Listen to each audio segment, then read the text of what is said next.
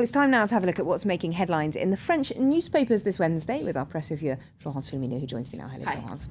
OK, so France's social security system is very much in the spotlight in the French press today. That's because the country's top auditor has called for a review of unemployment benefits. That's right. Les Echos, the business paper, says that unemployment benefits are under threat. Now, this is, as you were saying, France's top state audit office, the Cour des Comptes, issued a report yesterday saying that France's unemployment benefits cost France too much. And on top of this, they reminded France that it's very much in debt. And so this system, it says, is going to be unsustainable in the long run. And in fact, the Cour des Comptes called for a complete overhaul of the unemployment benefit system to make it cheaper for the government and also to make it more efficient. And in Les Echos, they take a closer look at France's unemployment benefit system and says that it's too generous, especially compared to France's European neighbors. For instance, in France, you only have to work 4 months over the last 28 months to have access to these benefits, whereas in countries like Germany, Denmark, or Italy, you have to have worked 12 months over the last 24 months. On top of that, in France, the amount of benefit that you actually get is bigger, roughly about 67.3% of your former salary here in France, as opposed to the median in Europe, which is 64.9%. And also on top of that, in France, you receive benefits for a longer amount of time. In France, up to 2 years. In the UK, the limit is 1 year. So basically in France, you don't have to work for as much time. You get more benefits and you get them for a longer amount of time. Excellent. Quite a good setup.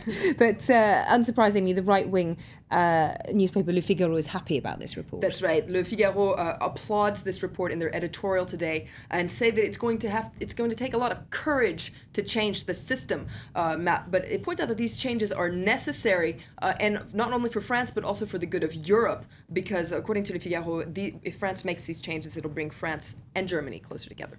OK, well, moving on to another story now, the war in Mali, because there's an interesting article in Le Monde about the terms that we use when we discuss that crisis in the sort of Sahel region of France. That's right. Le Monde says that there's a return of anti-terrorist rhetoric, and it says that both France and Britain are sounding a lot like Bush and the neoconservatives in the US 10 years ago when they coined this term, the war on terror. And there's a quote actually of Hollande. He said this on the 15th of January when talking to journalists. He said, "You ask what we'll do with terrorists, we'll destroy them." So this very aggressive wording from Hollande, and he's leading the way. David Cameron as well has borrowed some words from Tony Blair's vocabulary, according to Le Monde, when he says that radical Islam in the Maghreb region is an existential threat to Western countries.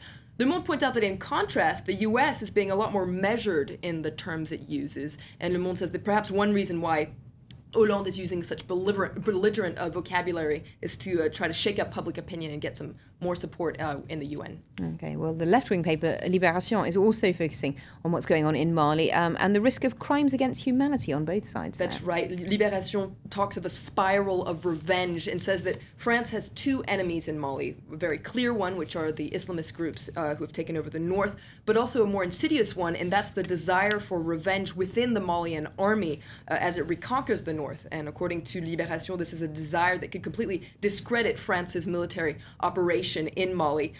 They quote someone from the International Federation for Human Rights who said that there have already been executions and kidnappings in the last couple of days, revenge crimes that they blame on the Malian army. So the people that are targeted are people from the Tuareg community as well as Arabs, anybody who would seem to be collaborating with the Islamists. And in fact, Libération points out that the International Criminal Court has already launched an investigation into several of these reported crimes. OK, now just to finish off, Aujourd'hui en France, the local paper here, they've got a surprising article about a scientist in the US who's got an unusual and perhaps a little bit crazy, this project that That's right. His name is George Church. He's a geneticist at the Harvard University, and he wants to, now brace yourself, he wants to clone prehistoric man.